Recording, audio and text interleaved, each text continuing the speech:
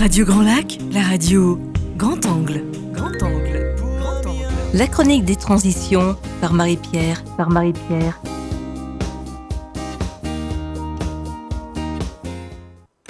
Eh bien, bonjour et bienvenue à tous dans la chronique des transitions. En direct dans notre studio aujourd'hui, j'ai le grand plaisir de recevoir Gwenine Tanguy. Bonjour. Bonjour Gwenine. Alors aujourd'hui, nous avons un thème de transition très important, très conséquent, éducationnel et constructif. Nous allons parler de transition de civilisation. Oui. Voilà. Alors le fil conducteur, chers auditeurs, de cette émission, le fil conducteur aujourd'hui, ce sera les conférences, puisque Gwenine est conférencière. Oui. Voilà. Tu as déjà réalisé plusieurs conférences gesticulées, mais je vais te laisser te présenter. Ok. Alors, pour cette partie des conférences gesticulées, c'est mon activité professionnelle depuis 4 ans, 3 ans et demi. Donc, les conférences gesticulées, c'est un mix entre les conférences et, disons, le théâtre. Pour la partie conférence, l'idée, c'est dans l'esprit d'éducation populaire, c'est qu'on est tous et toutes capables de faire une conférence sur un sujet qui nous passionne. Quand on est passionné, on est capable tous d'aller chercher les informations dans des livres, sur Internet, etc. Donc ça, c'est la partie théorique. Et puis la partie de théâtre, en fait, c'est simplement d'utiliser notre expérience de vie pour venir apporter soit des émotions, soit des expériences concrètes, vraiment donner corps aux propos théoriques que l'on présente.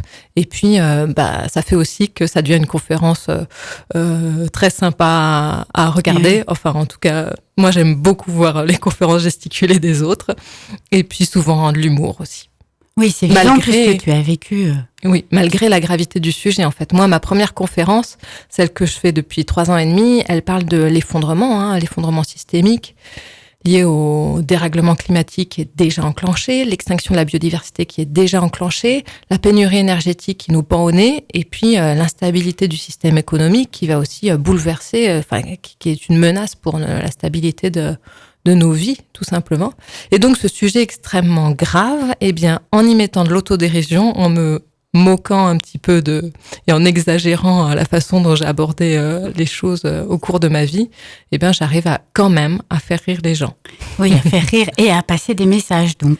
Tout à fait. Parce que ça ouvre aussi l'esprit de pouvoir mettre de l'humour et des émotions.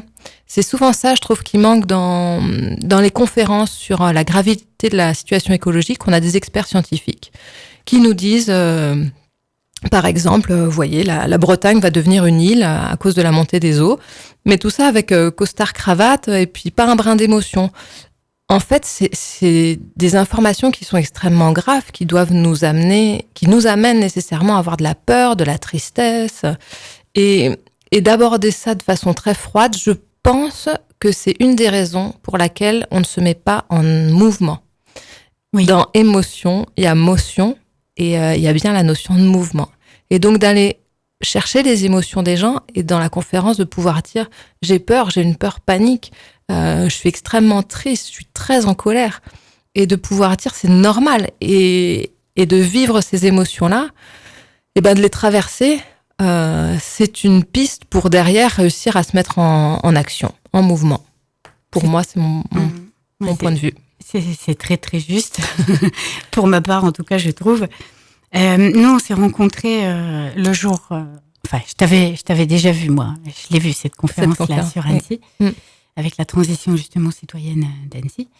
Et ensuite, je t'ai vu sur la journée alternative le 21 septembre, oui. Tu as présenté une autre conférence que j'ai pas pu voir et qui aborde donc la transition civilisationnelle sous un autre angle.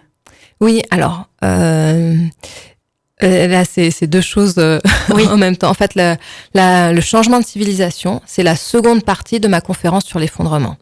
C'est-à-dire que, en fait, on a aussi des signes vraiment flagrants qu'on est en train de vivre un changement de civilisation, comme il y en a eu d'autres dans le passé. On est passé de la civilisation grecque à l'Empire romain, puis de l'Empire romain au Moyen-Âge. Et ça, c'est des civilisations, c'est des changements de paradigme. C'est-à-dire des croyances, les croyances religieuses complètement différentes d'une civilisation à l'autre, des paradigmes, quelles sont les valeurs, quelles sont les notions de morale, des notions d'économie aussi qui sont bouleversées à chaque changement de civilisation, enfin, de tout point de vue. Et là, on voit qu'on est en train de vivre un changement de civilisation depuis au moins 50 ans dans le rapport au numérique. Le dernier changement de civilisation, ça a démarré avec l'imprimerie. Aujourd'hui, on est en train de vivre la révolution du numérique. Moi, je trouve qu'il y a aussi un changement qui est fort depuis 50 ans, c'est la place des femmes qui retrouve plus de place dans l'espace public par rapport à 50 ans. On a clairement, à mon avis, pas fini la route, mais c'est déjà vachement chouette le chemin qui a été parcouru. Et un changement de civilisation, ça se fait en à peu près un siècle, voire 150 ans. Donc voilà, faut pas s'étonner que on trouve ça long, un peu chaotique. Et comme on est en plein milieu, ça brasse, c'est très instable, on sait pas où on va, on est mal. Mais le côté positif, c'est que c'est exceptionnel de vivre dans une seule vie deux civilisations, et c'est ce qui est en train de nous arriver. Et voilà, j'arrive à en tirer plein de choses positives de ce moment très particulier de l'histoire qu'on est en train de vivre. Super. Et donc tu parlais de ma seconde conférence que j'ai donnée le 21 septembre à Aix-les-Bains. Et là, c'est un sujet... Alors, j'adore m'attaquer à des tabous. En fait, je me dis parler de quelque chose dont les autres parlent déjà, c'est dommage. Donc, il y a 3 ans et demi, quand j'ai parlé d'effondrement, c'était vraiment un sujet de tabou. Même dans les assos écolos, on n'en parlait jamais, encore moins publiquement, mais même entre nous. Là, aujourd'hui, ça va, tout le monde parle d'effondrement, alors c'est plus drôle pour moi. D'accord. J'ai trouvé un autre sujet qui me semble important à aborder, à sortir du tabou. C'est la question de la démographie. C'est assez fou quand même. On est passé d'1 milliard d'humains en 1800, 2 milliards d'humains en 1930, 4 milliards d'humains un peu avant ma naissance en 1975, et la population mondiale a quasiment doublé depuis que je suis née. On est à 7,7 milliards d'humains. Et encore aujourd'hui, à notre époque, on met la pression sur les femmes pour qu'elles aient des enfants. Et ça, c'est mon vécu personnel. En fait, j'ai vraiment eu envie d'avoir envie d'un enfant. J'ai vraiment fait tout ce que je pouvais pour que cette envie germe en moi. Et au bout de 10 ans, je me suis rendu compte que non, j'avais jamais ressenti cette envie-là. Et pourquoi est-ce que je me suis forcée ? Parce que j'avais la pression de tous côtés. Et depuis que je parle de cette conférence, il y a des femmes qui viennent me témoigner. Tu sais, j'ai un enfant, qu'est-ce qu'on me met la pression pour que j'ai le deuxième ? Et même des femmes qui ont 2 enfants, oh là là, on me dit que c'est vraiment le 3e, c'est mieux. Donc voilà, j'avais envie de sortir du tabou, alors vraiment avec un maximum d'humanisme. Les retours sont positifs, je voulais vraiment que personne se sente blessé là-dedans. Mon message, c'est vraiment pas de dire de pas faire d'enfants, mais c'est juste de laisser les gens, et en particulier les femmes, faire leur propre choix, ce qui leur semble juste ou pas. Et voilà, et quand même de parler de cette notion de démographie. En fait, il y a des grosses études scientifiques qui montrent que c'est la principale chose à faire, ou peut-être en tout cas une des principales choses à faire, et je trouve dommage qu'on soit encore dans le tabou. Et oui. Alors j'ai conscience... Tu veux dire, quel tabou ? De quel tabou tu parles là ? En fait, c'est tabou parce qu'on a dit beaucoup d'horreurs sur ce sujet-là. Sur quel sujet ? Sur le sujet du contrôle de natalité. Oui. Il y a la Chine qui a appliqué un contrôle de natalité très fort, et ça a été violent et traumatisant dans les familles. Oui.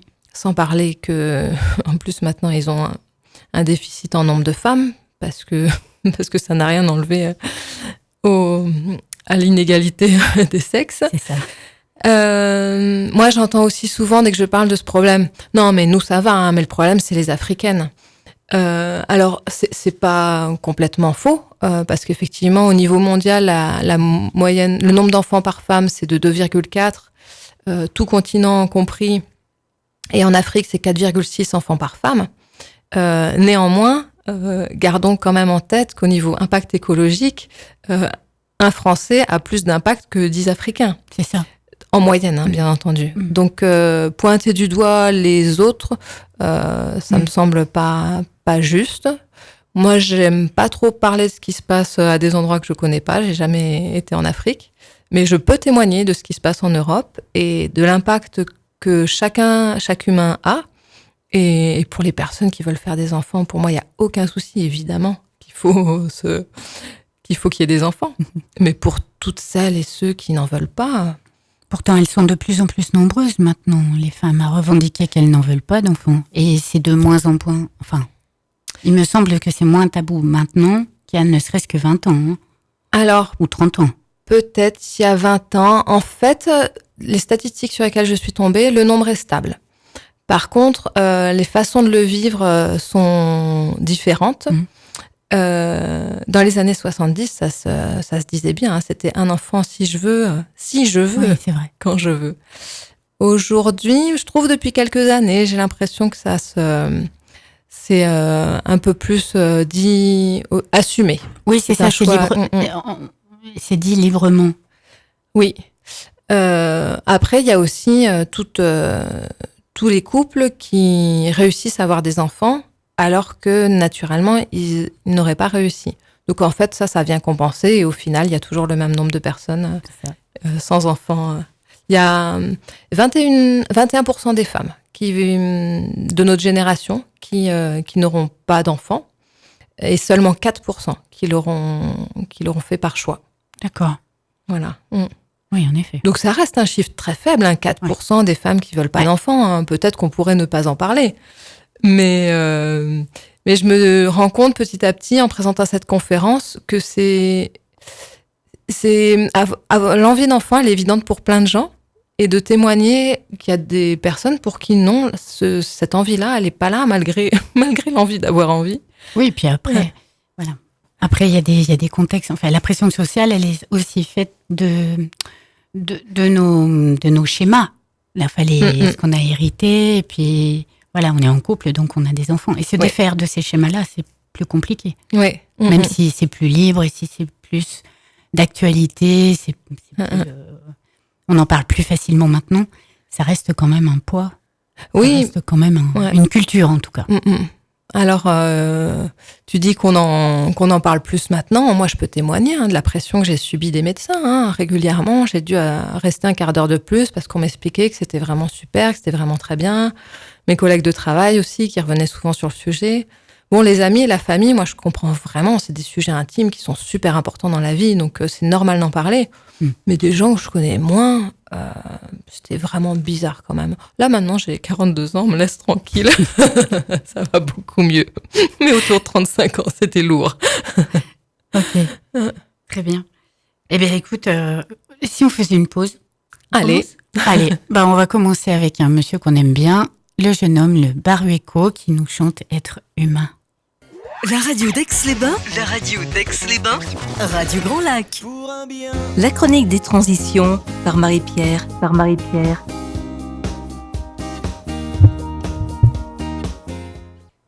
Bienvenue à vous si vous nous rejoignez sur l'antenne de Radio Grand Lac pour écouter Gwenyne Tanguy, qui est notre invitée aujourd'hui dans le studio en direct pour nous parler de la transition civilisationnelle que nous vivons actuellement.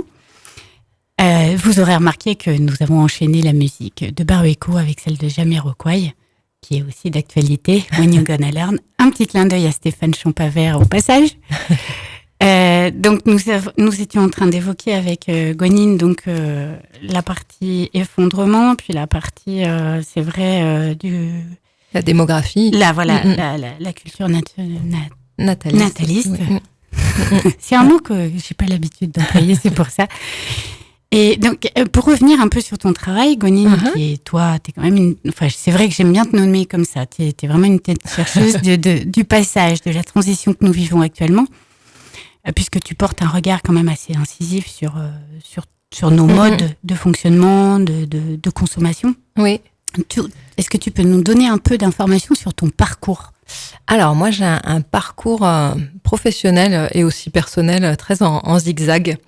Je vais vous passer sur mon adolescence pour faire court. Mais en fait, j'ai suivi l'autoroute des bons élèves. Adolescence difficile, moi, c'était là où j'avais en fait personnellement du réconfort, des facilités, où je me sentais bien, c'était à l'école. Donc j'avais des bons résultats et j'ai obtenu un diplôme d'ingénieur en thermo-énergétique. Donc énergétique d'un point de vue général et puis thermicienne. J'ai eu mon premier poste pour faire des calculs thermiques sur des satellites. Alors, c'était un peu... Mon ego était content de travailler sur des satellites. C'est quand même assez pointu. Par contre, mes valeurs morales étaient moyennement heureuses de travailler sur des satellites de télécommunication. La télévision et les téléphones portables, c'était déjà pas pour moi quelque chose de positif. Mais après, on m'a mis sur des satellites militaires. Et là, il y a eu urgence à ce que je trouve un autre travail. Alors, il n'y a pas eu que ça. Pour ça, j'en parle pas dans ma conférence gesticulée, mais j'ai aussi subi un harcèlement moral à ce moment-là. Ça a duré 3 ans et j'étais vraiment très, très mal à la fin. Et étrangement, je me suis orientée vers une formation pour faire du massage de relaxation. Ça correspondait à rien de ma vie. En fait, je touchais quasiment pas les gens. Mais quand j'ai vu la pub pour cette formation, j'ai eu envie. Je me suis dit non, ça correspond à rien. Puis des mois après, j'avais encore envie. Alors je me suis dit allez, j'y vais. J'ai fait un week-end. Et puis finalement, j'ai fait une formation complète d'1 an et ça a été mon activité professionnelle pendant 3-4 ans. Et en fait, ça m'a fait énormément de bien personnellement. Je pense avoir fait du bien aussi aux autres. Heureusement. Mais j'étais quelqu'un d'extrêmement stressé. Et en fait, travailler sur la relaxation, ça m'a vraiment permis de comprendre l'importance et de passer un cap, en fait, par rapport à ma gestion de ma vie et du stress. Et puis, au bout de 3 ans et demi, en fait, j'ai eu une terrible rupture amoureuse, vraiment une épreuve dure dans ma vie. Et ma vie n'avait plus de sens. Personnellement, je me suis dit, ma vie personnelle est foutue. Mais comme nous, les écolos, on n'aime pas le gaspillage, parce que j'ai envisagé le suicide assez superficiellement, mais j'y ai pensé. Je me suis dit, il me reste plus que ça. Et donc, je me suis dit, mon corps, je peux le consacrer à une noble cause. Et je me suis dit, je vais sauver le monde. Donc, j'ai repris mes études dans l'énergétique, cette fois-ci dans les énergies renouvelables. Et j'ai étudié l'énergie solaire à Perpignan, un master. Et j'ai enchaîné avec un poste à l'INES, donc ici, à l'Institut national d'énergie solaire, au Bourget-du-Lac. Et je vous témoigne un petit peu de ce parcours aussi pour montrer que des fois, on a beau avoir un parcours qui n'a rien à voir. Mon CV est très bizarre, il est très difficile à vendre. Mais en fait, mon vécu personnel, c'est... En fait, quand j'ai subi un harcèlement moral, j'étais vraiment très, très mal. En fait, je me suis accrochée à ce poste-là alors que j'aurais dû partir au bout de 6 mois. Et je finissais par avoir des tics, je bégayais, j'étais très mal dans ma peau, j'étais incapable de passer un entretien. C'est aussi pour ça que j'ai arrêté d'être ingénieure. Et 3 ans après avoir fait du massage, enfin, peu importe que ce soit du massage ou autre chose, quelque chose qui me plaisait, mon CV, il était moche. Mais moi, en entretien, j'étais bien. On voyait que j'étais quelqu'un qui était bien dans ses baskets. Et donc, j'ai pu rebondir et trouver des postes étonnants, malgré mon parcours, parce que les gens avaient envie de travailler avec moi. Et c'était pas le cas quand j'étais mal, évidemment. Tu t'étais reliée à une partie de toi qui était peut-être enfouie Oui, peut-être. Moi, j'avais plutôt l'impression que c'était la partie douloureuse du harcèlement moral qui avait été venue mettre une couche de moche sur mes capacités, sur ce que j'étais. Et c'est comme ça qu'il y a 4 ans, quand je me suis sentie mal à mon travail, qui avait plein d'avantages, d'intérêts à l'INES. Donc, je faisais de la recherche en solaire thermique. Quand je me suis sentie mal et que j'ai vu les premiers symptômes de dépression apparaître, je me suis dépêchée de quitter ce travail, qui était pourtant à sécurité de l'emploi, etc., avant d'être trop mal pour rebondir et faire autre chose. Et donc, c'est comme ça que depuis 4 ans, je fais des conférences gesticulées et qu'aujourd'hui, ça me plaît bien. Oui, puis du coup, enfin, j'ai envie de dire, du coup, tu as un univers à toi assez complet. Assez diversifié, en tout cas. Oui, à la fois dans le ressenti, dans le vécu, dans le scientifique. Oui. Ce qui te permet aussi, enfin, tu as une capacité aussi d'apprentissage et de méthode, une méthodologie. Enfin, oui, c'est vrai que je sais assez facilement m'adapter. Je me suis adaptée à différents milieux, peut-être aussi parce que j'avais cette capacité au départ et je l'ai développée. Ça me donne aussi beaucoup d'empathie, c'est-à-dire quel que soit le milieu dans lequel je suis, je peux imaginer le parcours des gens ou ce que les gens pensent parce que voilà, pour avoir été dans des milieux du développement personnel ou des milieux scientifiques. Au niveau de la classe sociale aussi, je suis d'une classe sociale très populaire. Et puis, j'ai côtoyé aussi un milieu de cadres presque supérieurs. Voilà, donc je sais... en tout cas, j'imagine, je crois comprendre quand les gens disent quelque chose, les raisons qui les ont amenés à dire ça et donc à être vraiment tolérantes, quoi. Oui, en fait, tu arrives à avoir le recul de voir peut-être la situation où tu es décollé. En fait, tu vois la personne dans son prisme, dans son système. Ouais. C'est un peu ça qui te caractérise. Tu as une vision systémique de comment fonctionne la société et du coup, peut-être plus comment fonctionnent aussi certains clans, catégories socio-professionnelles. Et puis, du coup, quand tu rencontres quelqu'un, peut-être à aborder cette personne-là sous le prisme du systémique. Oui. Ouais. Très bien. J'espère que tout le monde a compris que tout ça, c'était des opportunités, justement. En fait, que tu as pu rebondir dans des...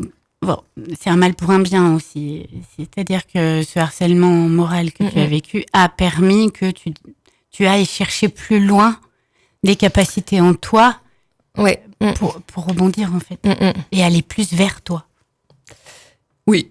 En tout cas, aller découvrir d'autres parties de moi, d'autres compétences, d'autres capacités. Et là, ce qui me vient, c'est, tu vois, cette capacité à aborder l'effondrement, parce qu'il n'est pas abordable par tout le monde non plus. Mais quand on est passé par soi-même, quand on est passé par une période d'effondrement, on a peut-être plus de facilité à l'aborder et à créer à partir de ça. C'est vrai qu'on peut comparer...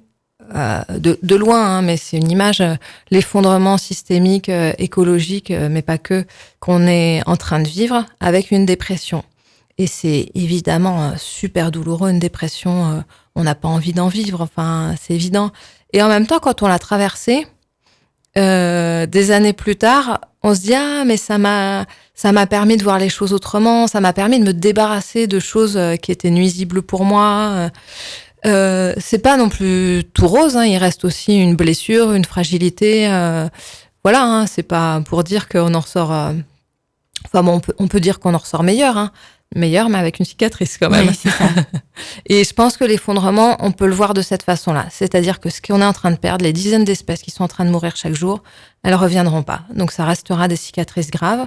Par contre, ça peut être une opportunité pour l'humanité de re-questionner ses valeurs, sa morale, et envisager derrière une société plus juste, meilleure, plus durable, plus vivable, plus soutenable.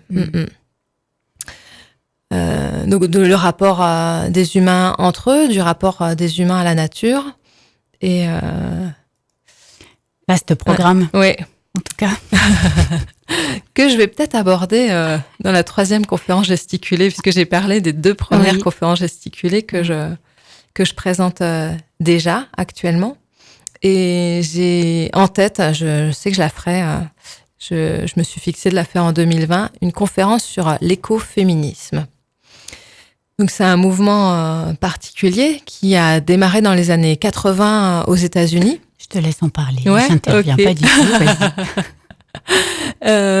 Parce qu'en fait, ça me fait le lien par rapport au fait que j'ai dit changement de valeur, changement de morale, re-questionner en fait ce qui nous anime, ce qui nous anime, ce qui nous semble évident aujourd'hui.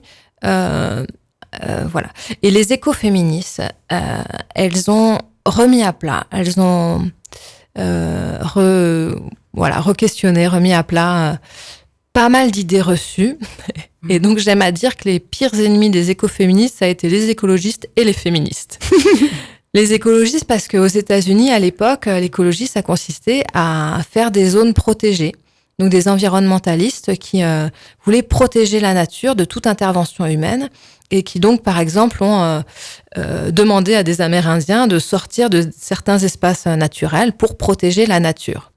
Et pour les écoféministes, l'action ne consiste pas à protéger la nature, mais à considérer que nous sommes la nature qui se défend. Et donc de remettre les humains au sein de la nature. Et oui, C'est un slogan, ça d'ailleurs.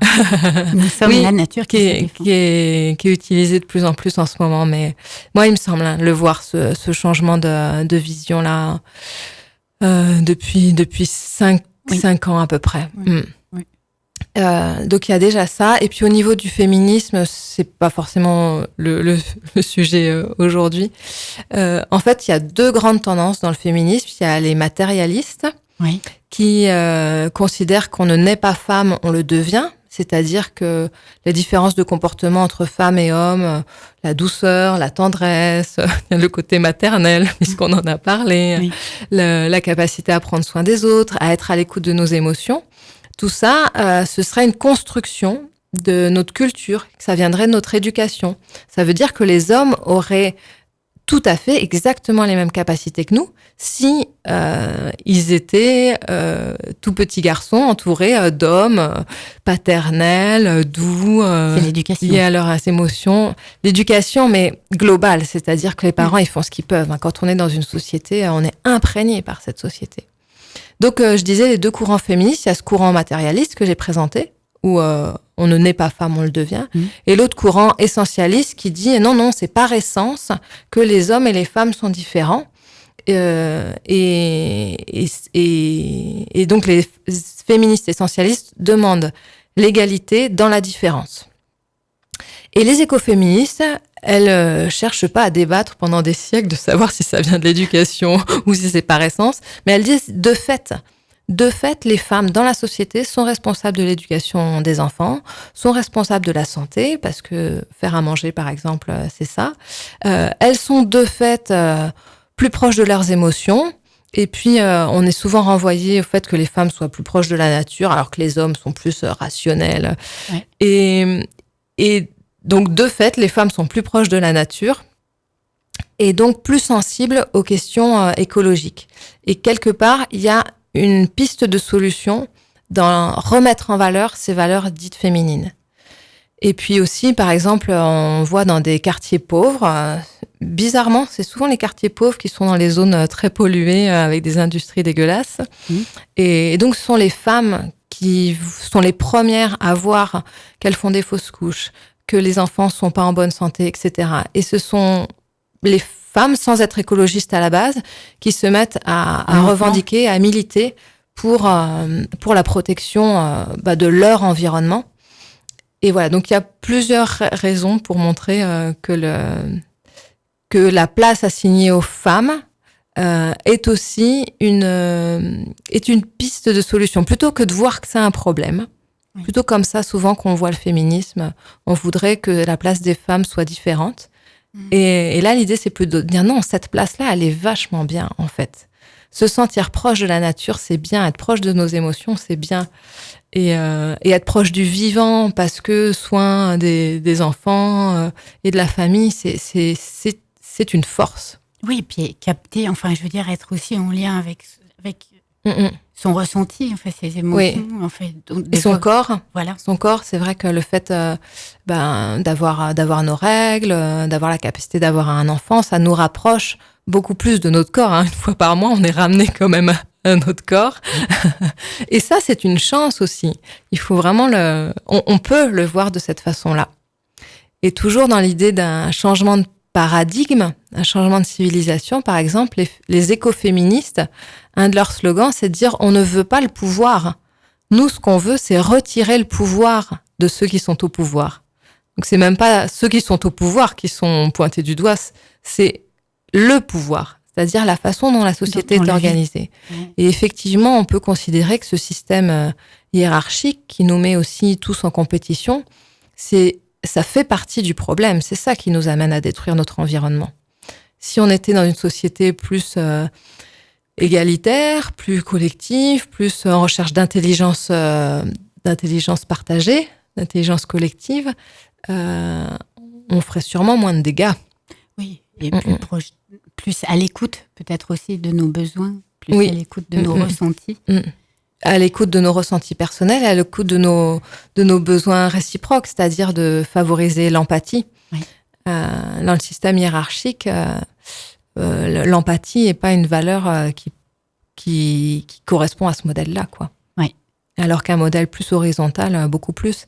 Et ça aussi, on a des signes. On le voit, ce changement. Moi, je le vois, ce changement de civilisation. Alors, pas tellement au niveau de l'État et des grandes entreprises, mais franchement, alors au niveau des associations, on voit beaucoup plus un fonctionnement en réseau, plus qu'auparavant. On voit aussi plein de fonctionnements en association qui sont même pas constitués en association loi 1901, parce que si on n'a pas d'argent, s'il n'y a pas de notion d'argent dans l'association, il n'y a absolument pas besoin qu'il y ait un président, un trésorier, une secrétaire. Et puis, on le voit beaucoup, énormément sur Internet. J'aime prendre l'exemple de Wikipédia. C'est une encyclopédie qui est une richesse jamais atteinte. Et ça n'a été possible que grâce à la participation gratuite, bénévole et de bonne volonté de plein de contributeurs. Et donc ça Wikipédia, mais il y a aussi plein d'autres exemples, tous les logiciels libres, ces informaticiens qui se disent le travail que j'ai fait pour moi, j'ai qu'à le mettre à la disposition des autres. Et ça, c'est déjà très présent. Et ça, c'est un changement de paradigme très fort par rapport à il y a 50 ans. Oui, je sais pas. Parce que là, on parle de générosité, quelque part. Générosité de partage. Et donc, il y a un téléphone qui sonne dans notre studio. C'est Christian qui est là, qui va intervenir d'ici 20 minutes. Merci, Christian. Oui, donc on parle de générosité. Je pense qu'elle a toujours été là, pour ma part, cette générosité-là, ou cette solidarité, tu vois, cette espèce de mise en partage pour un collectif plus. C'est de l'intelligence collective, finalement. Oui, elle a toujours été là, mais peut-être elle a été mise sous une chape, enfermée, ou elle est devenue peut-être moins importante. On l'a plus mise en exergue. Elle est passée en secondaire par rapport aux besoins, soi-disant, de biens de consommation. Enfin, je sais pas, ou de. Ouais. Peut-être la société industrielle nous a fait oublier ce. Oui, alors. C'est vrai que je parle d'il y a 50 ans, mais j'y étais pas. Il y a 40 ans, je m'en souviens pas. Mais c'est l'image que j'en ai, en tout cas. J'ai l'image de structure, même associative, etc. J'ai l'image de fonctionnement très pyramidal. Et si ça se trouve, c'est juste ce que l'histoire nous raconte. Oui. Et qu'il y avait plein d'autres choses qui se passaient, qui n'ont pas été écrites, donc qui n'ont pas été transmises. Mais effectivement, dans les villes, les villages, les familles, les communautés, je dis communautés au sens, je sais pas, religieuse, politique, etc. Il y avait sûrement, évidemment, plein de partages qui étaient faits. C'est dans la nature humaine. Oui, la nature humaine, c'est de collaborer. Oui, c'est ça. Sinon, on est des animaux très, très faibles. On est très, très mauvais. Oui, puis on communique par l'écrit, mais on peut aussi communiquer beaucoup par l'oral. Au départ, c'était la transmission orale, et on y revient aussi beaucoup. Regarde, quand tu fais une conférence gesticulée comme celle que j'ai pu voir, c'est vraiment de la transmission orale. Oui, c'est vrai. Voilà. Avec l'essor des vidéos aussi, qui a un impact écologique très néfaste, mais néanmoins... mais effectivement, on peut constater qu'on revient à l'oral. Oui, de plus en plus. Ouais. Ça te dit qu'on fasse une petite pause ? Allez, pause on va musicale. Faire une pause avec Mickey 3D et un clin d'œil. Donc à l'association Conscience et Impact Écologique que j'ai reçue la semaine dernière, Morgane. On écoute tout de suite, à tout à l'heure. Du Petit Port au Casino, Radio Grand Lac. La chronique des transitions par Marie-Pierre.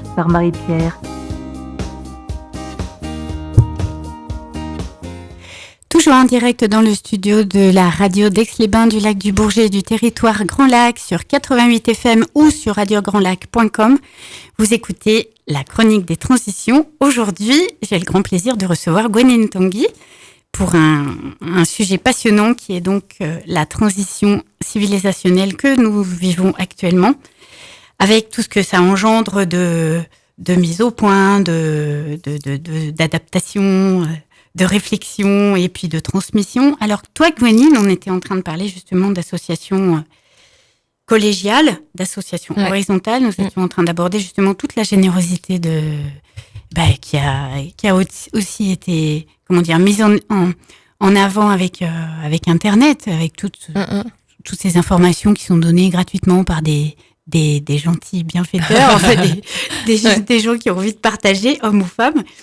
Et toi, donc, tu es à l'initiative du bulletin de la transition. Est-ce que tu peux nous en parler ? Alors, le bulletin de la transition, aujourd'hui, c'est un site internet qui est participatif.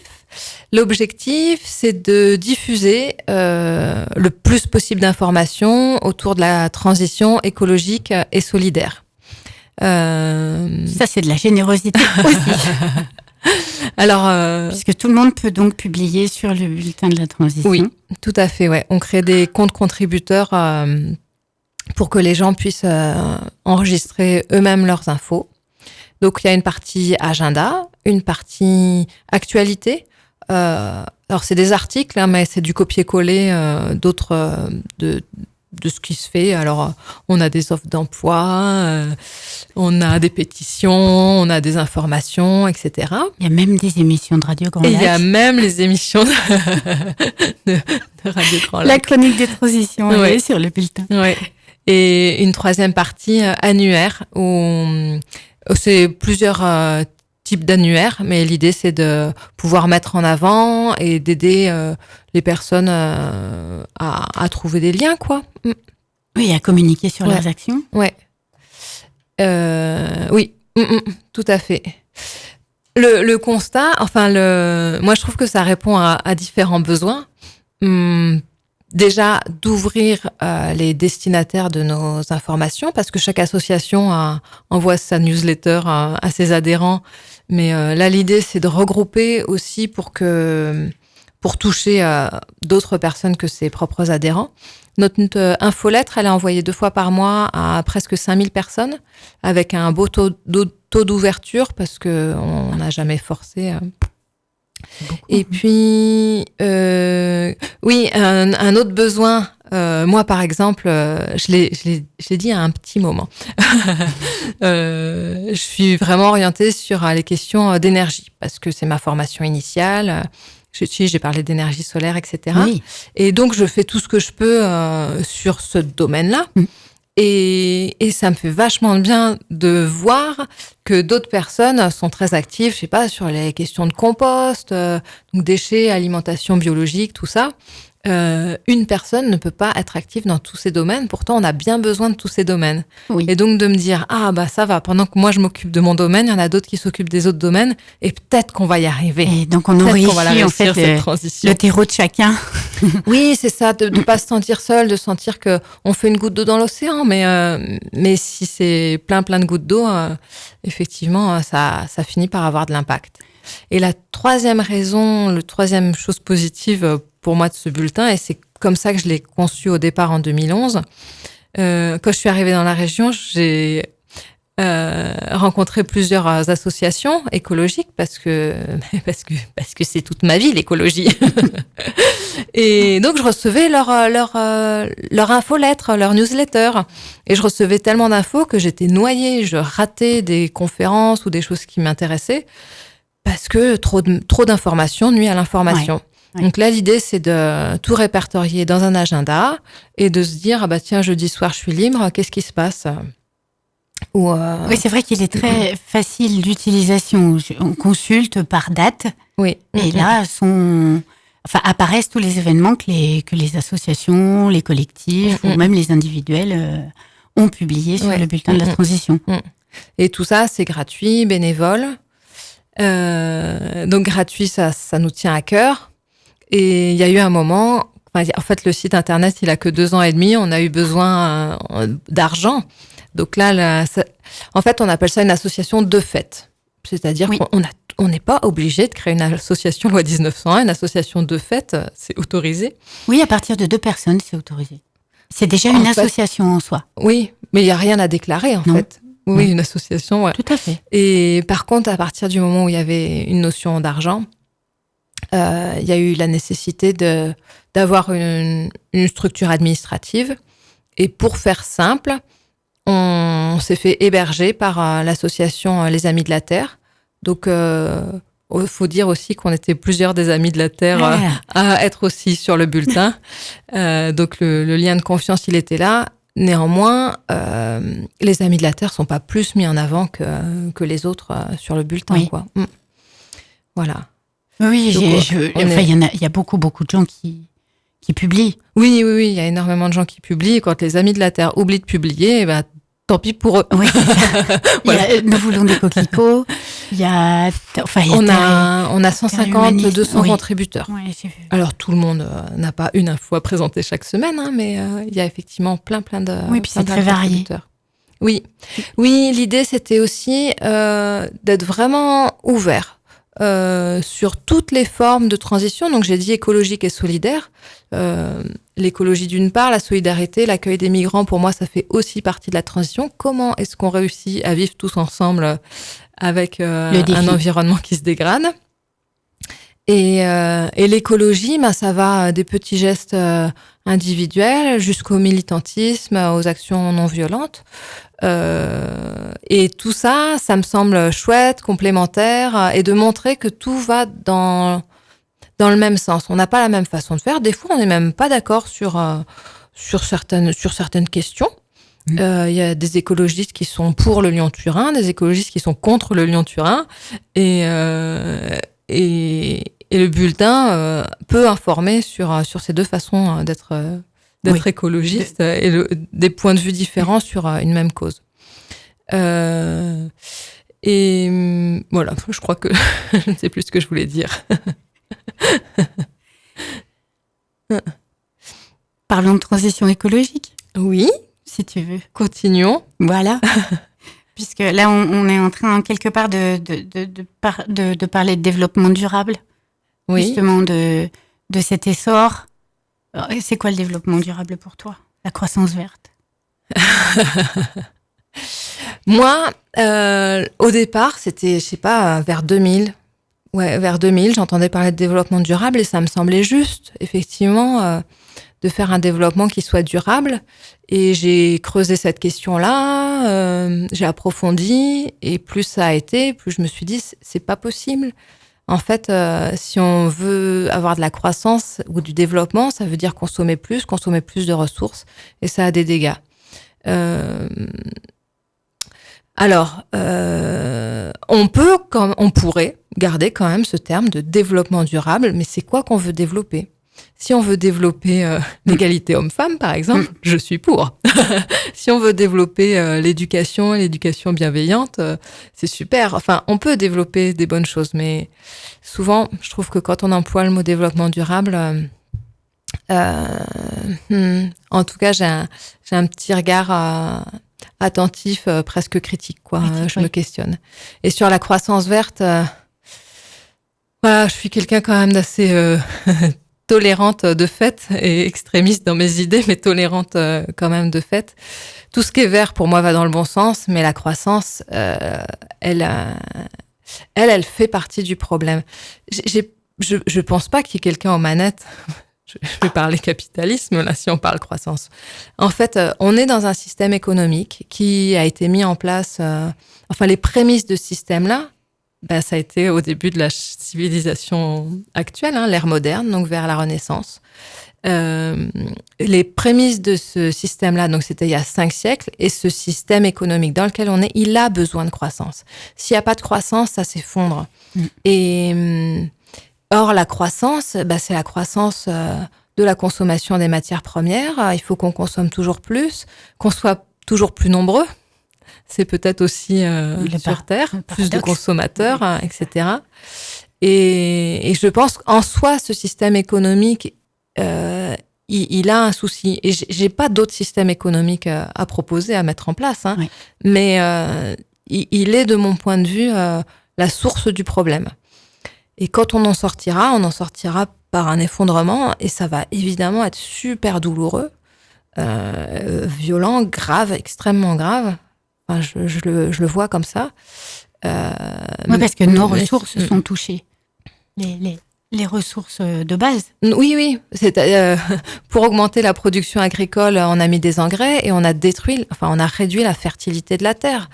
Entre autres, les ressources naturelles, elles étaient disponibles, il y avait des gisements, on est arrivé au bout de ces gisements-là. Donc là, aujourd'hui, la croissance, elle est à bout de souffle. Et voilà, donc les partisans de la décroissance me semblent avoir avoir une proposition juste. C'est effectivement ce qu'il faudrait faire tout en douceur, une décroissance, consommer moins, etc.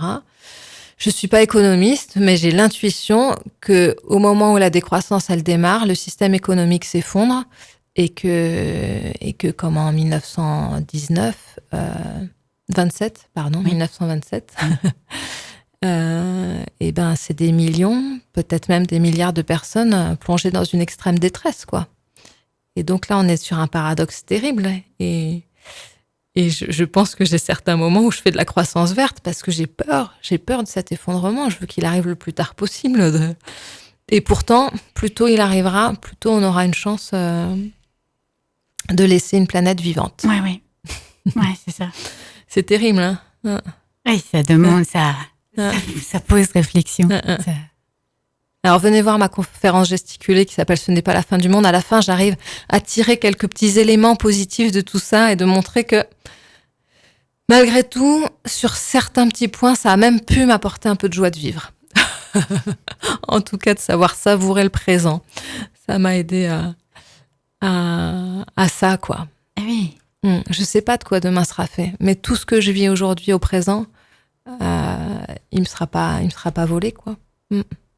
Ouais, c'est sûrement pour ça qu'arrivent toutes ces espèces de philosophies ou d'exercices qui nous mettent justement dans vivre l'instant présent, la méditation, la gratitude. Oui, l'exercice, la respiration, etc. Oui, vivre l'instant présent, ce n'est pas, de mon point de vue, ce n'est pas faire un voyage à l'autre bout du monde. Ou alors, ce qui nous projette, en fait, toujours dans un ailleurs, dans un autre chose, dans des regrets que c'était pas le voyage comme on l'avait imaginé. Non, vivre l'instant présent, c'est vraiment se rendre compte que je suis bien là dans ce studio avec vous deux là, Marie-Pierre et Christian. C'est ça l'instant présent, quoi. Dire il fait chaud dans le studio, c'est cool. Si ça se trouve dans 10 ans, on n'aura plus de chauffage. C'est vrai. Nous allons faire une pause musicale pour réfléchir à tout ça. Je te propose les Rita Mitsuko qui chantent « C'est comme ça ». C'est comme ça. Voilà. La chronique des transitions par Marie-Pierre.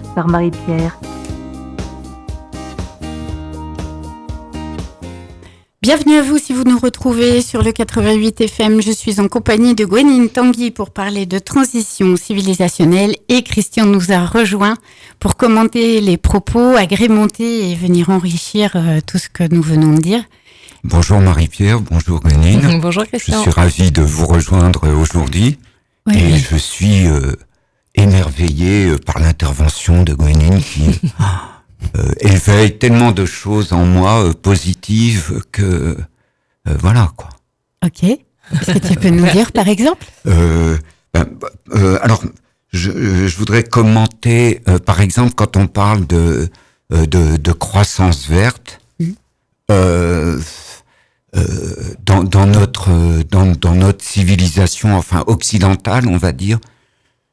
Moi, ce qui m'interpelle, c'est que c'est énormément lié à la finance, par exemple. On dit on va installer un champ photovoltaïque, ça va coûter 25 millions, et là on a toutes les banques qui arrivent et qui sont ravies, quoi. On va installer des éoliennes géantes qui vont coûter des fortunes, et là toutes les banques arrivent, quoi. Alors que c'est pas forcément si écologique que ça, quoi. Oui, pour réussir la transition énergétique, ce que montre l'association Négawatt, c'est que le gros enjeu, c'est la rénovation thermique des bâtiments. Absolument. Ça veut dire consommer moins. Alors, oui. ça coûte de l'argent et il y a des matériaux pour isoler. Mais voilà. Oui, bien sûr. L'énergie la moins chère, c'est celle qu'on consomme pas. Mais celle-là, elle dérange le système économique dans lequel on est. Mais bien sûr, c'est pour ça que les politiciens en parlent très peu. J'ai une formation un peu similaire à la tienne. J'ai commencé également en thermique dans les bâtiments, et puis après j'ai évolué vers les énergies renouvelables.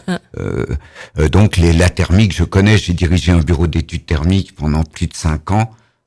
Donc les études réglementaires, l'isolation et tout ça, ça me parle, quoi. Mais et là encore, il y a des questions d'information et de formation des artisans. Par exemple, en matière de laine de verre, laine de roche, ou alors au contraire chanvre, laine de mouton, voilà. Et on est toujours malgré tout dans un jeu, et je souhaite que ça change, dans un jeu financier. Ouais. Parce que la laine de verre et la laine de roche, bon, c'est Isover, c'est Saint-Gobain, c'est la finance, quoi. Ouais. Et aujourd'hui, je pense qu'ils doivent avoir plus de 85% du monopole de l'isolation en France, si c'est pas plus. Je connais pas les chiffres, mais je me dis que c'est une occasion pour une radio locale là, de rappeler l'existence de l'ASDER.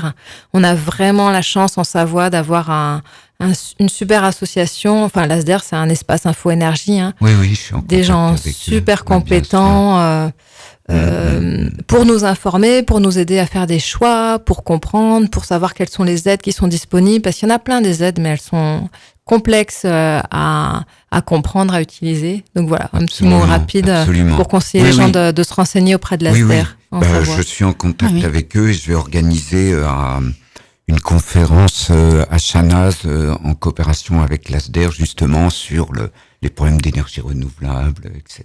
Quoi. Voilà. Avec Monsieur Husson, maire de Chanaz, qui est très très branché énergie renouvelable et qui est un homme étonnant. Quoi. Voilà. Très bien. Donc ça c'était une chose. Et ensuite, pour moi dans le développement durable, et on le retrouve plutôt en anglais avec sustainable, il y a une question sociale qui est très importante. Oui. Dans le développement durable, la finance ne doit pas intervenir, quoi. Ou pas comme on l'entend aujourd'hui.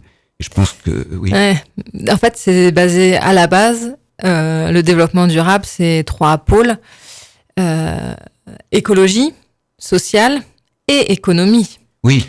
Et c'est là que comment est-ce qu'on arrive à faire quelque chose qui soit à la fois social, écologique et compatible avec l'économie. Moi, c'est là où il y a une équation, qui peut pas marcher, quoi. Oui. Il y a parce que moi je vois l'économie locale. oui, changer le système économique. Voilà que tout soit local.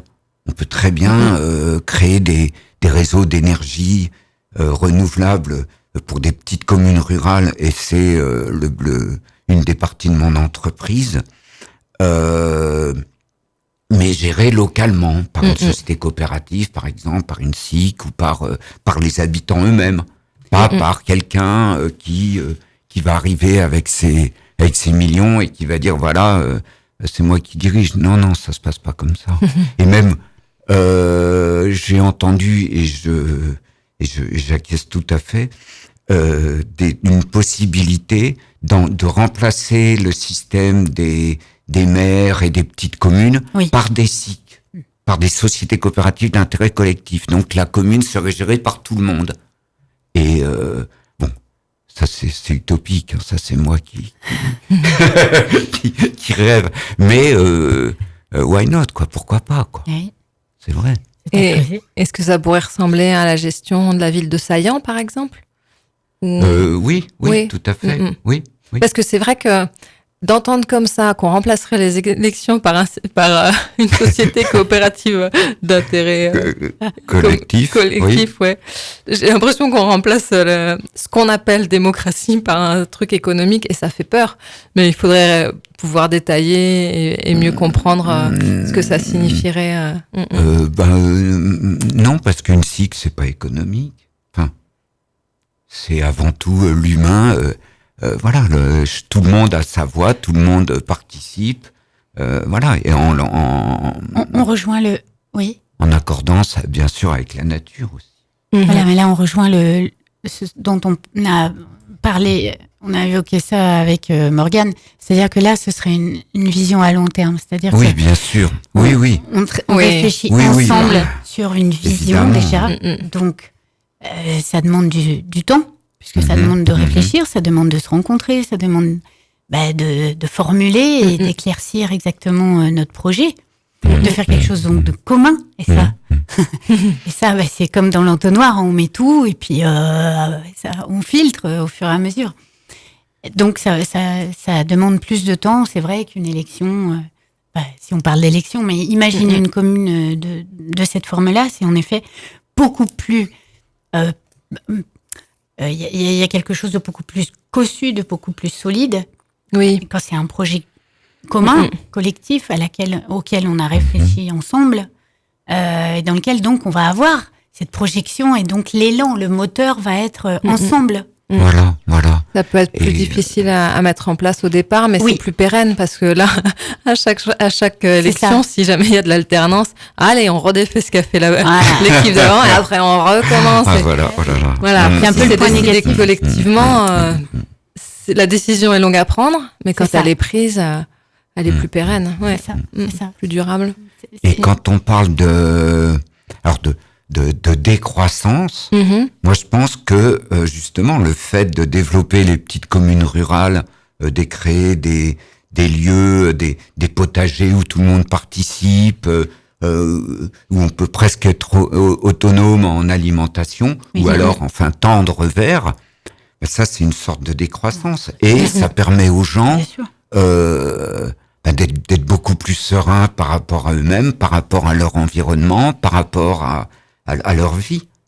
C'est pas, on va aller à l'hypermarché à 15 kilomètres, enfin, ça c'est, oui. Tout à fait. Parce qu'on trouve encore aujourd'hui, dans les hypermarchés, des rayons de 10 mètres de long où vous avez provenance Nouvelle-Zélande, Afrique du Sud, Vietnam, etc. Enfin, pour moi, c'est... Oui, alors qu'on pourrait se nourrir avec des aliments qui pousseraient près de chez nous et qui correspondraient sûrement beaucoup mieux à notre besoin physiologique aussi. En plus, oui. Parce que les plantes qui poussent sous un certain climat répondent à des besoins des gens qui vivent sous ce climat, quoi. Oui, et puis même, j'ai vu dans plusieurs magasins, par exemple, des pommes qui venaient de Nouvelle-Zélande, quoi, comme si on n'avait pas de pommes en Savoie ou au moins dans le Calvados, quoi, ou en Normandie, quoi. Là, vous abordez le thème de la sobriété. Oui, ça veut dire que je vais ralentir mon élan à aller consommer des trucs qui viennent de... Aussi de la décroissance, quoi. Oui. Arrêtez de faire voler tant d'avions. Parce que si vous regardez, il y a des sites... autant de bateaux. Ou des bateaux, oui. Il y a des sites maintenant très, très sophistiqués, j'allais dire, où on peut voir tout le trafic aérien, mais c'est monstrueux. À l'heure où on parle, les avions, ils font la queue au-dessus de l'Atlantique, quoi. Et il y en a 3 l'un au-dessus de l'autre, et celui d'avant, il est à 10 km, et celui derrière, il est à moins 10 km. Et c'est un nuage d'avions. Arrêtez, quoi. Est-ce qu'on a besoin de tout ça? Et qu'est-ce que ça nous apporte vraiment pour un vrai épanouissement personnel, quoi, le bilan à la fin de la vie? Est-ce que c'est vraiment de se dire, j'ai été sur tous les continents? Est-ce qu'il y a besoin d'avoir coché, j'ai posé les pieds dans tous les continents pour se dire j'ai réussi ma vie? C'est quoi réussir une vie? C'est une question que je me pose souvent. La réponse fluctue. Oui. Après, je vais pas jeter la pierre à ceux qui voyagent. Moi, ça faisait 20 ans que je voulais faire un voyage en Amérique du Sud et je me suis dit oui, ça fait vraiment 20 ans que je veux le faire. Là, à la fin de ma vie, j'aimerais bien me dire je l'ai fait. Tu vas le faire. Je l'ai fait. Tu l'as fait. Donc, je suis partie 8 mois, parce que quand même. Oui. Prendre un avion prendre 12 heures d'avion, pour moi, c'est un impact écologique autant que qui doit pas être superficiel. Voilà. Donc, dis donc, chapeau. Très bien. Je sais pas, je sais pas si on doit dire très bien. Tu l'as fait. Je l'ai fait. En conscience. Voilà. Et c'est ça aussi qui est important. Ouais. Aujourd'hui, je crois que c'est d'en parler. Bien sûr. Alors moi, je suis mal placé pour en parler parce que j'étais ingénieur en navigation aérienne pendant 27 ans, donc je faisais voler des avions le plus que je pouvais, mais après j'ai arrêté, quoi. Et peut-être quand on ignore l'impact que l'on a, tu vois, c'est aussi ça. Moi, ce que je peux remarquer actuellement, c'est plus on va informer les gens avec bienveillance, bien sûr, sans faire culpabiliser, parce que c'est pas ça l'intérêt. C'est juste d'informer. Est-ce que tu as vraiment besoin de consommer ça ou est-ce que tu as vraiment besoin de prendre ta bagnole pour aller là? Est-ce que tu as vraiment besoin de ça pour Noël? Est-ce que tes enfants ont vraiment besoin de cette console? Oui, tu as raison. Voilà, c'est revenir à plus de conscience et donc d'en parler et d'informer. Parce que quand on ignore l'impact, on ne peut pas agir dessus.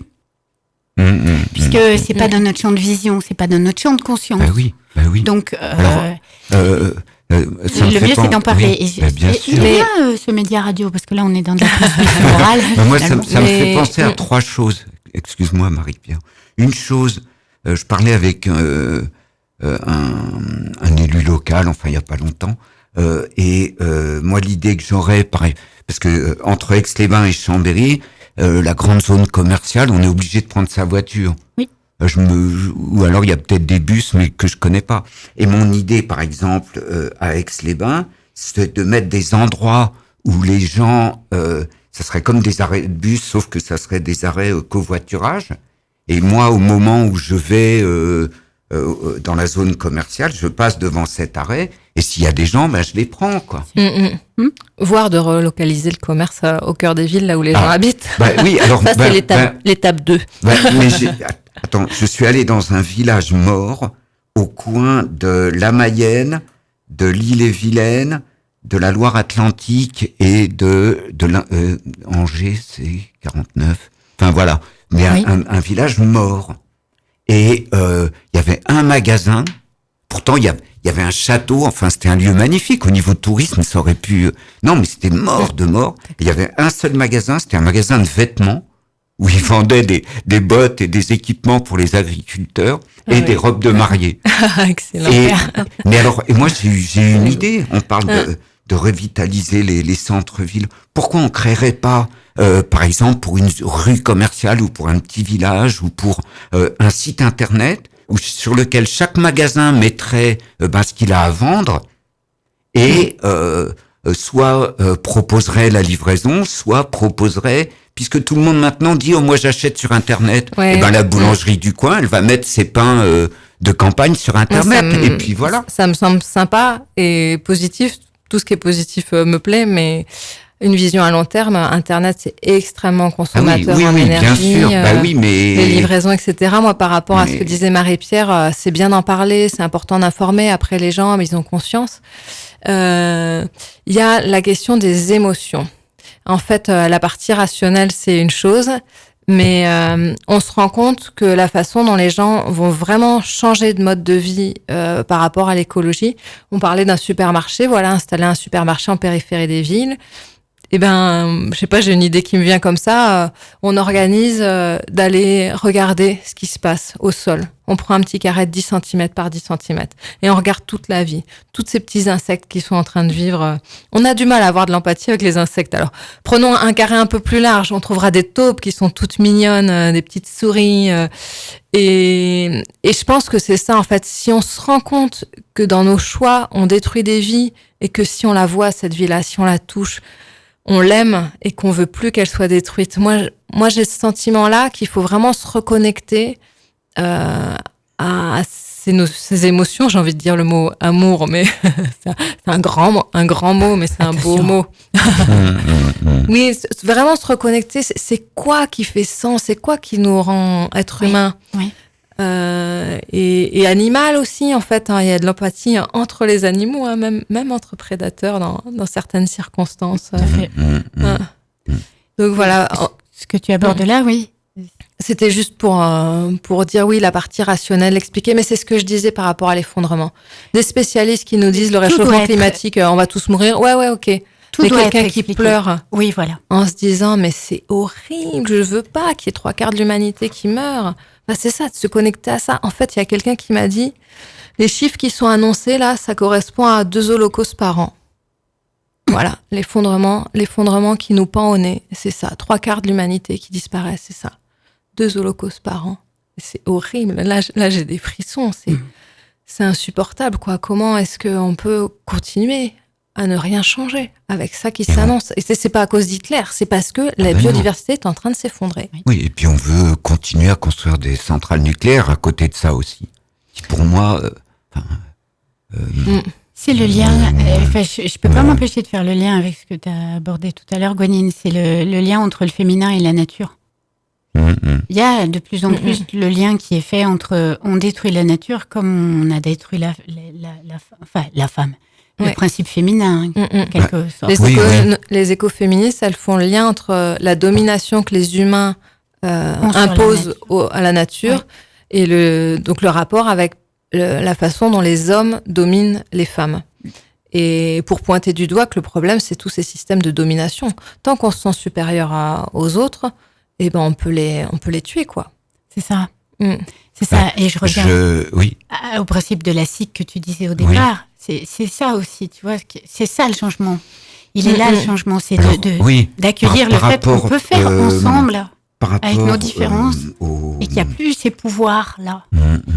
C'est ça qu'on est en train de vivre là, et qui nous change complètement dans nos schémas de fonctionnement fondamentaux. Enfin, les fondamentaux sont...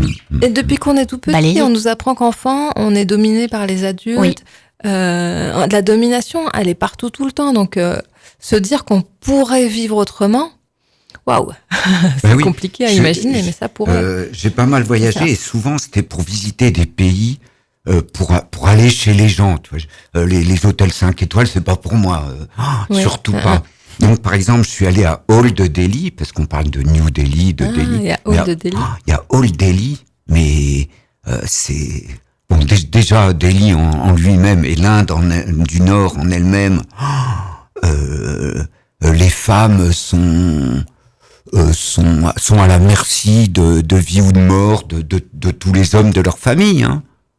Bon. Et après, quand je suis rentré en France, j'ai eu l'impression, pourtant je suis un homme, hein, mais que je retrouvais une certaine violence des hommes par rapport aux femmes. Et là, j'ai une amie, avec qui j'avais une relation il y a très longtemps, mais bon, je suis en contact avec elle, on est amis, quoi. Et elle me dit, j'ai un nouveau compagnon, et il veut plus que je te voie, il veut plus que je vois personne, il veut... Donc je lui dis, mais respecte-toi. Qu'est-ce que c'est que cette violence? Un homme qui arrive dans ta vie dit, t'as plus de passé, surtout à nos âges, quoi. Enfin, on n'a pas 16 ans. Non, mais c'est vrai, c'est incroyable, non? Oui, mais la violence subie par les femmes... je lui dis, mais respecte-toi. Moi, je refuse de plus te voir parce que je veux que tu te respectes. Je vais pas lui sauter dessus. J'aimerais, tu vois, faire le lien, peut-être, je sais pas quand est-ce qu'elle est apparue, cette domination-là. Alors, peut-être à la Renaissance. Je pense que c'est une des théories de Silvia Federici, qui est historienne, qui fait l'exercice de revisiter l'histoire du point de vue des femmes. L'histoire est toujours écrite par les vainqueurs, donc l'histoire n'a pas été écrite par les femmes. Et qu'est-ce qui a changé dans la vie des femmes? Et elle pointe du doigt le moment de la Renaissance, où en fait, avant, il y avait des classes sociales, c'était super violent, hein, les seigneurs, les paysans et les serfs. Mais au moins, les hommes et les femmes au sein de la classe sociale avaient une certaine forme d'égalité. Les femmes avaient accès à l'ensemble des métiers, enfin, presque tous les métiers, en tout cas bien plus qu'aujourd'hui. Et puis, personne n'était payé. En fait, les gens étaient autonomes. Tiens, on en revient.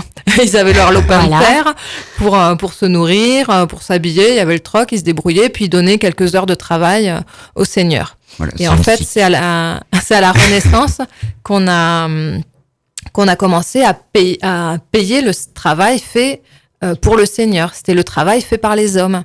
Et donc, les hommes ont commencé à être payés et les femmes ont continué à faire... Tout le monde a continué à faire exactement la même chose qu'avant, hein, mais les femmes faisaient le travail dans la maison et elles n'étaient pas payées pour ce travail-là. La Renaissance, siècle des Lumières, c'est aussi le moment de la chasse aux sorcières. Pendant 2 siècles, les femmes ont été... Alors, principalement des femmes, hein, 80% des sorciers étaient des femmes, en tout cas de ceux qui ont été tués. Et donc, toute femme était susceptible d'être dénoncée comme sorcière, torturée et puis brûlée vive.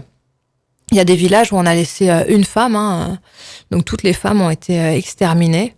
Donc il y a vraiment une violence qui a été faite sur les femmes qu'il n'y avait pas forcément avant.